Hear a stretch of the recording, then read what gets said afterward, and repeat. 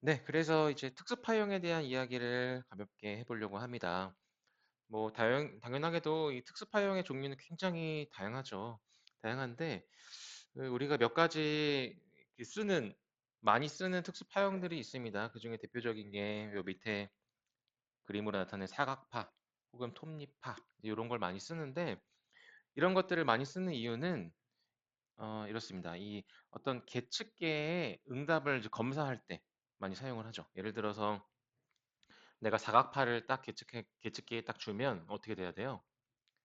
딱 끊겨서 이렇게 신호를 줬으면 실제로 계측도 어떻게 돼야 돼? 딱 이렇게 돼야 되죠?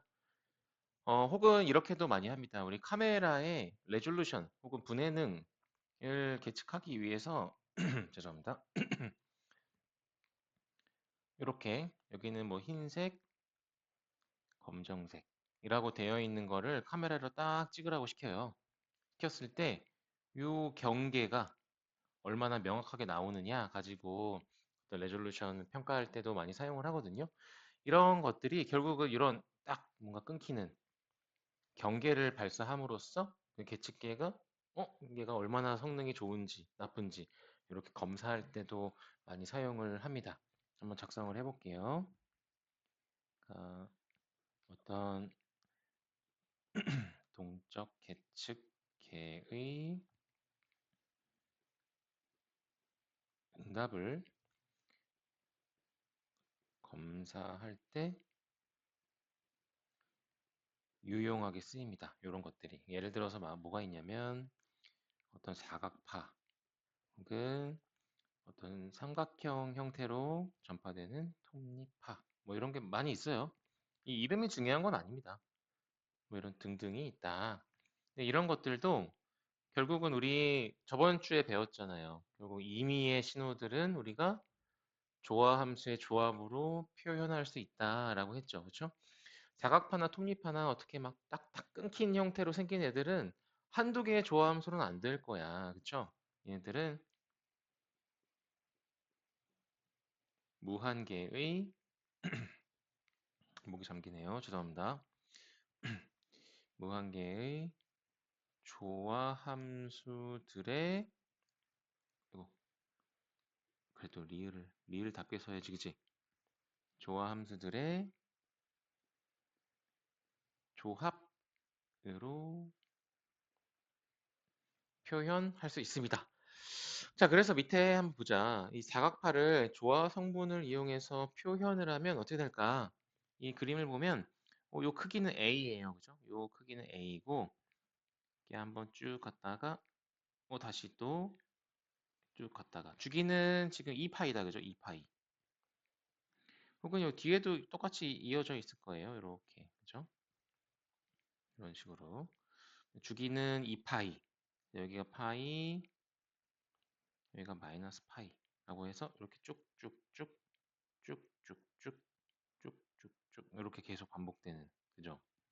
이렇게 사각파가 있을 때 이 크기는 A이고 아래도 당연히 A겠죠? 여기 대칭으로 생기고 있을 때 이때 요 fx 요 사각파를 조화함수의 조합 뭐예요? 퓨리의 급수죠? 퓨리의 급수 전개를 하면 다음과 같이 나옵니다. 4a의 시그마 k는 1부터 무한대까지 이렇게 뚝뚝 끊기는 애들은 한두 개 조합함수로 안 되고 무한대까지 필요하잖아요. 그렇죠? 그리고 저번 주에 했던 것 중에 어떤 불연속적인 애들을 조함수의 합으로 표현하다 보니까 요 끝에 생기는 뭐 이렇게 찌글찌글한 현상 이거 뭐라 그랬어요? 깁스 현상이라고 불렀었죠? 연계해서 다 이렇게 머릿속에 집어넣길 바라겠습니다. 자, 이거를 쓰면 이렇게 됩니다. 오메가 t 이렇게 k는 1부터 무한대까지 2k-1분의 1 사인 2k-1분의 2k-1의 오메가 t 오메가예요 오메가. 자, 이거를 이렇게 보니까 조금 혹시 너무 어려운데? 라고 생각이 드는 친구들은 머릿속에서 k에다 1 넣고 2 넣고 한번 해봐요. 1 넣으면 2k-1은 1이네. 2k-1이고 그쵸? 2 넣으면 3분의 1 사인 3 오메가 t 이렇게 나오잖아요. 그쵸? 이거를 풀어서 쓰면 이렇습니다. 사인 오메가 t 1 넣었을 때 k는 k는 2 넣으면 아이고 미안 3분의 1에 사인 3 오메가 t 더하기 5분의 1에 사인 5 오메가 t 플러스 점점점점 이렇게 무한대까지 갈 겁니다. 그쵸? 이렇게 보니까 좀 더 간단해 보이죠? 그쵸? 하지만 여러분들 이렇게 봤을 때도 똑같이 잘 느끼면 더 좋겠죠? 익숙해지라는 얘기예요. 자, 사인 오메가 t 3분의 사인 코사인은 없어요. 그쵸? 사인밖에 없어. 사인으로만 이게 가능하대. 정말 그럴까요? 한다면 요거를 같이 해보면 됩니다. 실제로 여기 사각파가 이렇게 이루어져 있을 때, 그쵸? 아까랑 똑같은 그림이에요. 여기 A 있을 때, 우리 퓨리에 급수 배웠던 거 한번 다시 떠올려 보자 이거야. 퓨리에 급수 보니까 마이너스 P에서 P 구간. 혹시 이거 모르는 친구들 있었어요? 이거 당연히 알 줄 알고 얘기를 안 했는데 마이너스 P에 이걸 말하는 겁니다. 알고 있죠? 마이너스 P부터 P까지 구간에서 정의된 fx. 어이 교수님 근데 이거 왜 자꾸 얘기하는 거예요? 라고 할까봐 우리 어떤 디스크리트 시스템, 이산 시스템에서 이산 시스템 우리 수업 시간에 얘기했던 거 한번 떠올려 봐요. 이런 거 뭐 여기 있을 때 1, 2, 3, 뭐 F1, F2, F3을 더해라 뭐 이런 거 내가 얘기했던 거 기억나죠? 그때 당연히 뭘 얘기해 줘야 돼? 이산 시스템을 여러분이 좀 더 직관적으로 잘 이해할 수 있으니까 몇 개를 더하라는 개수를 분명히 얘기를 해줘야 돼요. 1, 2, 3을 더하세요 라고 개수 얘기하죠. 그죠? 연속적인 거에서는 개수 얘기하듯이 연속적인 거에서 뭐 얘기해야 돼? 범위를 얘기해 줘야 되는 거예요. 그건 당연한 거야. 그죠? 연속적인 거에서는 범위가 들어가는 것 뿐입니다. 아무튼 어떤 이 구간에서 정의된 fx가 있을 때 이렇게 된다라고 배웠어요. 우리는. 근데 지금 요 다시 fx로 돌아와 보자. 얘는 주기가 2파이잖아요. 그죠? 주기가 2파이예요. 그러니까 마이너스 파이부터 파이까지 다른 색으로 해보자. 마이너스 파이부터 파이까지 있는 애가 이렇게 계속 반복이잖아. 맞죠? 이렇게 반복되잖아요. 그죠? 혹시 또 이런 생각하는 사람 있나? 어이 교수님 왜 마이너스 파이부터 파이까지로 잡아요? 0부터 2파이까지로 잡으면 안 돼요. 이렇게 0부터 2파이, 2파이부터 4파이 이렇게 잡아도 되는 거 아니? 그래도 돼요. 그래도 됩니다. 그럼 적분 구간이 어떻게 되겠어요? 0부터 2파이 이렇게 되겠죠. 근데 내가 왜 마이너스 파이부터 파이로 하냐면 그냥 적분이 좀 더 쉬우니까 이렇게 되면 좀 더 편하거든요. 저는 0이 더 좋은데요? 그럼 0 하세요. 1인 2역 하는 중이죠. 누군가인지는 모르겠지만 그래도 됩니다. 근데 이렇게 하는 게 일반적으로 더 편해요. 그 적분 전개할 때 그래서 그런 거고요. 자, 아무튼 이거는 이제 우리 수업 시간에 나중에 같이 해보자. 진짜로 이게 나오는지 수업 시간에 같이 해보는 걸로 하고요. 여기 오른쪽 위에 보면 내가 컨닝 페이퍼도 만들어 놨어요. 저 급수 전개하라고 하면 저 A0, AK, BK 구하면 되거든. 저거 계산하면 되는 거야. 그죠? 진짜 저거 나오는지는 수업 시간에 같이 확인해 보는 걸로 하고 다음으로 넘어가 봅시다. 자, 그래서 드디어 이제 주파수 스펙트럼이라는 얘기가 나왔습니다. 우리 요 주파수 스펙트럼이라는 개념을 잘 알아둬야 되고 결국 우리가 계측을 시간 영역에서 계측을 다 할 거예요. 시간이 흘러감에 따라서 이게 어떻게 파형이 바뀌는지를 다 계측을 할 건데 우리 수업 시간에 얘기했지만 이 시간 신호는 굉장히 직관적이야. 뭐 소리가 커지고 작아지고 굉장히 직관적으로 어떤 이 특성을 나타내는 건 맞지만 분석적이진 않습니다. 그래서 그 안에 어떤 특징들이 있는지 명확하게 나타나 있지 않아요. 그래서 어떤 노이즈가 끼고 뭐 어떤 다른 소리가 들어가고 하면 내가 원하는 특성을 분석하는 데 어려워집니다. 그래서 내가 AI랑 연계해서 얘기를 했었죠. 결국 그 인공지능 시대에서 학습이라는 걸 여러분들이 그걸 이해를 해야 돼요. 근데 마치 AI가 마법이다라고 생각하면 안 되는 게 학습이라는 것도 결국 그 계측 데이터 안에 있는 특징들을 컴퓨터가 캐치를 해야 되는 거예요. 어떻게 잘 캐치하게 만들어 주냐에 따라 그 모델의 성능이 바뀝니다. 그 인공지능 모델을 더 멋지게 만드는 것보다 계측 데이터의 특징을 어떻게 잘 드러나게 만드느냐가 AI에서 더 중요한 포인트예요. 여러분 그걸 잘 알아두셔야 됩니다. AI에서 모델을 열심히 개발해가지고 바꾸는 건 여러분이 할 일이 아니에요. 그건 더 고차원적인 문제입니다. 여러분이 겪을 일이 박사 학위를 하는 정도 수준이 넘어가야 거기서 이제 모델에 의해서 얘를 좀 더 개선할 수 있는 영역이 그때 나와요. 그 전까지는 95%, 99%는 다 계측 데이터가 얼마나 더 정제되어 있느냐, 계측 데이터가 얼마나 특징을 정확하게 표현하고 있느냐, 담고 있느냐. 이게 AI 학습에서 더 중요합니다. 그래서 우리 그 샘 엘트먼 우리 그 GPT 만든 사람도 그런 얘기 하잖아요, 요즘에. 데이터가 제일 중요하다. 우리가 학습할 때도 요즘 데이터가 많이 좋은 데이터가 많이 늘어나니까 모델이 좋아지는데 오히려 안 좋은 데이터의 학습량이 늘어나니 모델 성능이 떨어지더라. 그 데이터를 얼마나 정제하느냐가 더 중요하다. 뭐 이런 얘기를 요즘 많이들 하고 있습니다.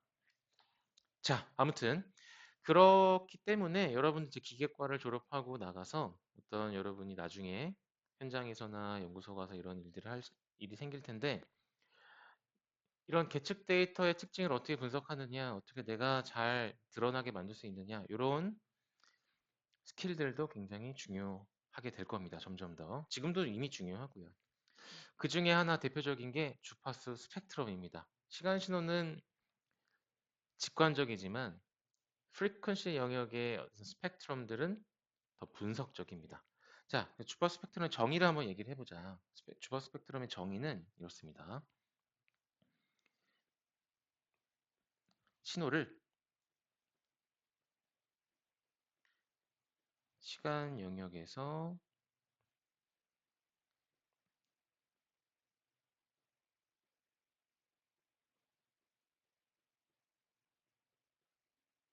주파수 영역으로 변환하여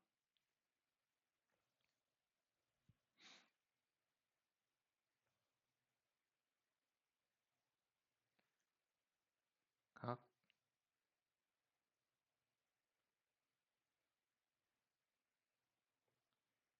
주파수 성분의 크기, 뭐 혹은 진폭이라고 하면 되죠. 진폭. 혹은 위상을 나타낸 것을 말합니다. 그러니까 쉽게 얘기하면 시간 영역의 특성을 주파수 영역으로 변환했다라고 생각하면 되겠고요. 일반적으로 이 주파수는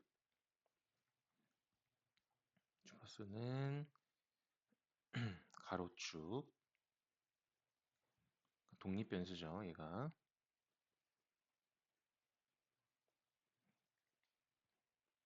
그리고 각각 주파수 성분의 이 각이 그 앵글이 아니고 이치 말하는 거예요.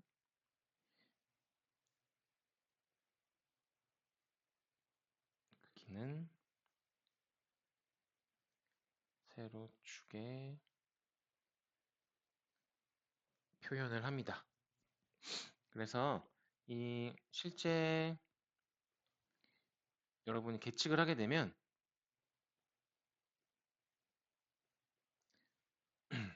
하나의 주파수 성분을 갖고 있는 경우는 잘 없을 거예요. 여러 주파수 성분의 중첩으로 표현이 됩니다. 여러분 목소리도 마찬가지예요. 목소리도 그 아라고 할 때 사람마다 그 목소리 느낌이 다 다르죠. 그 음색이라고 하는데 그 음색이 어떻게 결정될까요? 또 그 우리 소음 소리 분야 중에 꼭 이 목소리를 또 연구하는 사람들이 계십니다. 이 사람마다 음색이 다른 것은 이 어떤 성분들이 조합을 이루고 있냐에 따라서 이 목소리의 음색이 달라져요. 그리고 어떤 성분들의 각각의 크기가 얼마나 이렇게 배치가 얘는 크고 작고 어떤 성분이 크고 작고에 따라서 이 음색이 달라집니다. 목소리도 마찬가지고 그 어떤 바이올린이나 악기들도 마찬가지예요. 그 음색을 결정하는 건 어떤 성분들이 어떤 크기로 섞여 있느냐 이거에 따라서 음색이 결정이 됩니다. 그래서 어쨌든 여러분이 계측을 하면 한 가지 소리 주파수 성분만 있는 건 아닐 거고 여러 성분들이 중첩돼서 여러 개가 나올 거예요. 자, 그래서 이 주파수 스펙트럼의 특징이 무엇이냐? 이 시간 영역의 신호랑 어떤 차이점이 있느냐? 아까 얘기했듯이 이 시간 영역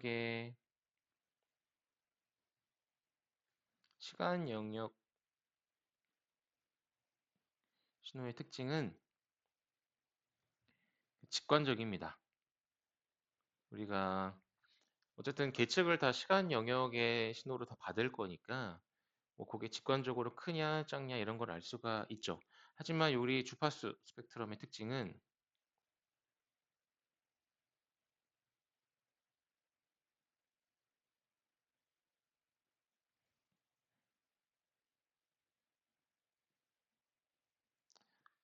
분석적이다라고 할 수 있겠습니다. 그래서 어떤 우리가 소리를 듣고 혹은 진동을 측정을 해서 뭐 이게 고장 났냐 아니냐를 판단을 할 수가 있단 말이죠. 그럴 때는 이제 시간 영역의 신호로 하는 것보다 주파수 스펙트럼을 가지고 판단을 하는 게 더 정확합니다. 상대적으로. 자, 그래서 여러분이 또 알아야 되는 개념이 바로 고속 퓨리의 변환이라는 개념입니다. 그래서 fast 퓨리의 트랜스폼이라고 해서 FFT 앞글자를 따서 FFT라고 많이 불러요. 요 FFT라는 거 꼭 잘 알아두시길 바라겠습니다. 요 FFT라고 부르는 게 고속 퓨리의 변환이다. 요거는 뭐냐면요. 이 안에 들어간 알고리즘을 자세하게 다 수업 시간에 다루진 않을 텐데 어떤 건지는 알아야겠죠. 이 FFT는 뭐냐면 이 얻어진 이 계측 데이터를 그러니까 시간 영역에서 얻어진 계측 데이터겠죠. 스펙트럼으로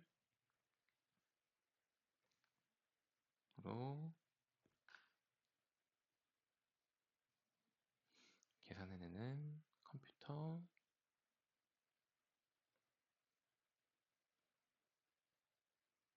알고리즘이 되겠습니다. 그래서 뭐 물론 이게 fast라고 붙었잖아요. 그렇죠? 그냥 퓨리에 트랜스폼이라는 방법이 있어요. 퓨리에 트랜스폼을 쓰면 되는데 그거를 쓰면 연산량이 굉장히 많아집니다. 실제로. 그렇기 때문에 요 그 컴퓨터 알고리즘으로 개발해낸 게 FFT라고 부르는 거다. 그래서 요즘에는 뭐 FFT 분석기 아예 이런 것들이 장치로 따로 나오기 때문에 요즘에는 일반적으로 다 많이 쓰이고 요즘 뭐 매틀랩으로도 되고 파이썬으로도 되고 그렇기 때문에 굉장히 흔해진 어떤 알고리즘이 되겠습니다.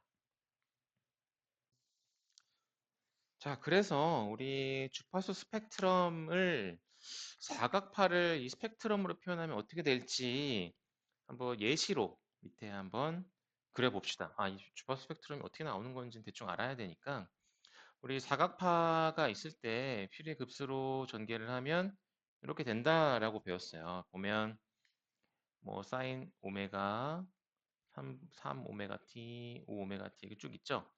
이 앞에 개수들 있죠. 이 앞에 개수들을 그래프로 표현한 게 바로 주파수 스펙트럼이다라고 이해하면 되겠습니다. 물론 엄밀히 얘기하면 뭐 복소 퓨리에 급수를 이용해서 전개한 개수를 표현하다 뭐 이제 이렇게 되는데 그 계산 과정까지는 이 수업 시간에 잘 다루진 않을 거고요. 일단은 알아둬야 되는 건 이 각각의 주파수 성분들이 있을 거 아니야? 이 각각의 성분들의 개수를 그래프로 나타낸 거다라고 이해하면 되겠습니다. 자, 먼저 여기 보자. 왼쪽에 있는 거 보자. 왼쪽에 있는 거 보면 x축이 프리퀀시가 되고 y축이 크기가 될 거예요. 진폭. 요 사인 오메가 t의 진폭 몇이죠? 1이잖아, 1. 이 앞에 개수가 있으니까 파이분의 4a가 되겠네요. 그죠? 파이분의 4a가 되니까 오메가일 때는 여기가 파이분의 4a 빼고 숫자로 할게요. 그냥 1로 할게요. 1이다 라고 한다면 여기죠. 그죠? 그래서 얘를 가지고 이렇게 바그래프로 나타내는 경우가 있습니다. 이렇게. 그다음에 3오메가를 보면 요 3오메가일 때의 진폭이 3분의 1. 그러니까 뭐 한 요 정도 되겠죠. 요 정도니까 이렇게. 그쵸? 그다음에 4오메가일 때는 없고 성분이 5오메가일 때 보니까 5오메가는 5분의 1. 그러니까 대략 요 정도 될 거고 7오메가일 때는 7분의 1. 7분의 1, 9분의 1, 뭐 11분의 1, 13분의 1, 15분의 1 이렇게 각각 주파수 성분에 대한 진폭을 그린 게 주파수 스펙트럼이다라고 됐죠. 이렇게 바그래프로 나타나는 경우도 있고요. 이 오른쪽처럼 이렇게도 합니다. 여기 진폭이 1, 3분의 1, 5분의 1, 7분의 1, 9분의 1, 11분의 1, 13분의 1, 15분의 1이라고 쳐봅시다. 아까는 이제 바로 이렇게 뚝뚝뚝 그렸잖아요. 그렇게 안 하고 그냥 이렇게 나타내기도 합니다. 선으로 이렇게 이어가지고 아마 여러분들 오른쪽에 이런 선으로 그려진 그래프들을 아마 본 친구도 있다면 오른쪽으로 그려진 형태를 아마 본 적이 있을 겁니다. 이게 좀 더 흔한 형태다라고 이해하면 되겠습니다. 자, 이렇게 주파수 스펙트럼을 나타낸다. 각각의 이 주파수 성분에 대한 진폭을 그래프로 나타낸 거다라고 이해하면 되겠습니다. 자, 그래서 오늘의 마지막 챕터입니다. 3.7 이산 퓨리의 해석까지 얘기를 하면 오늘 끝이 나고요. 자, 이제 우리 이산 얘기를 계속 많이 하고 있어요. 이산적이다, 연속적이다라는 개념을 잘 이해를 해야 되는데 우리 실제 데이터, 계측 데이터를 생각을 해보면 우리가 계측을 연속적으로 계측을 하진 않습니다. 우리 컴퓨터를 사용할 때 컴퓨터는 디지털이다라고 얘기하잖아요. 그렇죠? 컴퓨터를 사용해서 계측을 하기 때문에 실제 계측 데이터들은 다 연속적으로 된 신호가 아니고 점으로 이루어진 어떤 이산 샘플로 이루어져 있어요. 자, 한번 작성을 해봅시다. 실제 계측 데이터는 연속 신호가 아니죠. 그죠? 연속 신호가 아니고 어떤 유한 개의 이산, 영어로 하면 discrete라고 할 수 있죠. 이산된 샘플만 얻을 수 있습니다. 있음. 그렇기 때문에 이게 실제로는 계측이 어떻게 되냐면 샘플링이라는 개념이 등장해요. 샘플링. 그러니까 예를 들어 여러분들 이런 거예요. 사진을 찍었어. 사진을 착각 찍었잖아. 그 사진이 여러분 멀리서 보면 마치 이게 뭐 선으로 연결된 것처럼 이렇게 막 그림을 그려놓은 것처럼 보이지만 실제로 그 사진을 크게 확대해 보면 어때요? 그 안에 네모들이에요. 어떤 끊겨져 있는 네모들이 쭉 디스크리트하게 붙어 있는 겁니다. 그죠? 우리 계측한 데이터들이 모두 다 마찬가지예요. 이 어떤 시간 신호도 점으로 이루어져 있는 겁니다. 그래서 우리가 결국 계측 데이터는 이 샘플링을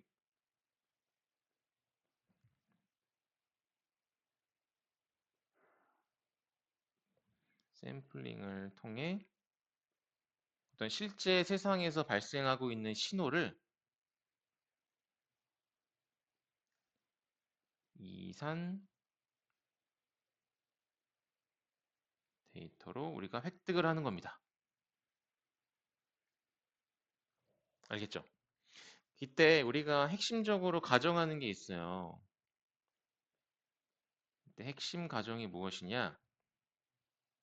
이 계측이 되는 게 등간격으로 계측이 된다라는 게 핵심 가정이에요. n개의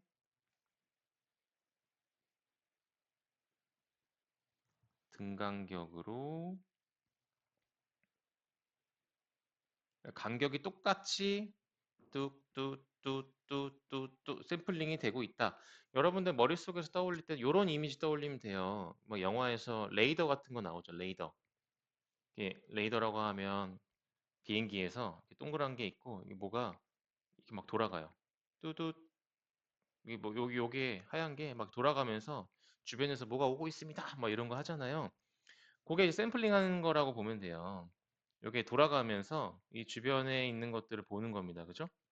근데 이게 계속 같은 속도로 돌고 있어야 되는데 이게 빨리 돌았다가 천천히 돌았다가 하면 샘플링이 제대로 안 되겠죠. 그렇죠?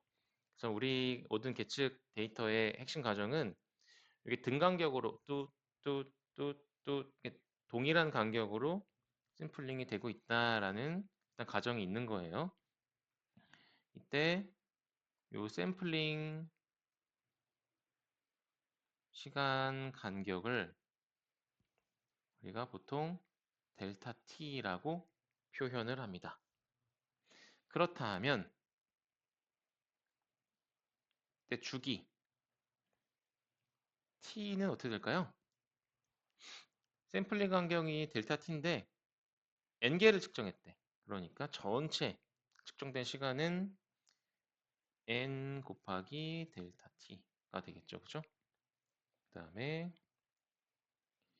결국은 델타 t 간격으로 계측된 계측값들은 이렇게 되겠죠. 뭐 f의 델타 t 처음 계측된 게 이거고 두 번째 계측된 값은 2 델타 t 그죠? 세 번째 계측된 값은 3 델타 t 4 델타 t 이렇게 될 거예요. 점점점점 이렇게 계속 측정이 될 겁니다.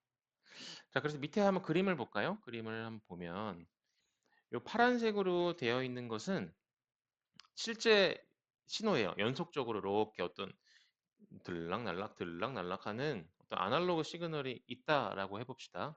근데 우리가 이 신호를 이제 계측을 하는 거야. 계측을 한다는 건 우리가 이제 어떤 계측 장치로 이거를 어떤 샘플링 해가지고 저장을 하는 거죠. 그때 어떤 시간 간격으로 측정을 하냐? 이 델타 t 간격으로 측정을 하는 상황이에요. 델타 t 간격으로 측정을 하니까 처음 내가 계측 값으로 들어온 게 여기일 겁니다. 여기. 그쵸? 다음 어디야? 다음. 다음은 여기겠네요. 여기. 요쯤 이렇게 찍힙니다. 그쵸? 그럼 요때 여러분이 생각을 해야 되는 건 우리가 알고 있는 거는 뭐예요? 우리는 요 계측 장치에 찍힌 요 값만 알아요. 그러면 처음에 여기고 0, 그 다음이 어디야? 이렇게 되는 거예요. 우리는 계측 값이. 이해돼요?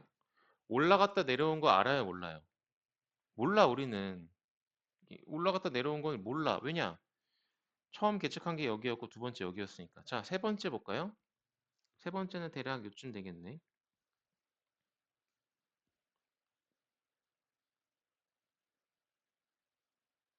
여기입니다. 이렇게 되죠. 내려갔다 올라온 거 알아요? 몰라요? 몰라요. 자, 그 다음에 네 번째는 대충 여기입니다. 다음 다섯 번째, 여섯 번째, 일곱 번째, 여덟 번째, 아홉 번째, 열 번째, 뭐 이런 식으로 계측이 될 거예요. 우리는 뚜뚜뚜뚜 요 계측 간격으로 그때 값을 읽는 거야. 요렇게, 요렇게, 요렇게, 요렇게, 요렇게, 요렇게. 요게 우리가 계측한 값이 될 겁니다. 빨간색으로 나오는 게. 실제로는 파란색인데. 근데 내가 만약에 요 DT를 늘렸어. 이 샘플링 간격을 늘리면 어떻게 될까? 늘리면. 샘플링 간격을 내가 두 배로 늘렸어. 두 배로 늘리면 여기 측정되고 여기 그다음에 여기 여기 여기 여기 뭐 이렇게 될 거예요. 그죠? 여기. 그럼 이때 내가 계측한 값은 어떻게 생겼을까요? 계측한 그래프는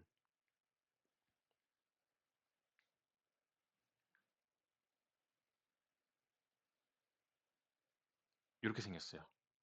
그쵸? 이해돼요? 요런 이 샘플링에 대한 개념을 여러분들 잘 이해를 해야 됩니다. 지금 보면 내가 샘플링을 간격을 얼마냐로 하냐에 따라서 실제 이 아날로그 시그널이 내가 계측 장치에서 보는 요 화면에 들어온 시그널이 완전히 달라지죠. 그죠?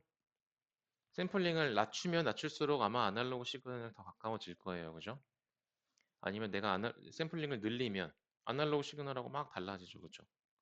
아, 그러니까 샘플링 간격을 적당히 간격을 좁게 하는 게 중요하겠다라고 생각을 하겠죠. 여러분들. 그죠? 그럼 이런 생각 할 거야. 아니, 그러면 샘플링 간격 무조건 작게 하면 좋겠네. 그쵸? 무조건 작게 하면 좋죠. 일반적으로. 근데 하지만 이 장치에 한계가 있고 샘플링 할 수 있는 최소 간격이 있고 그 간격을 너무 좁게 하면 점을 많이 찍으니까 데이터의 용량이 어떻게 될까요?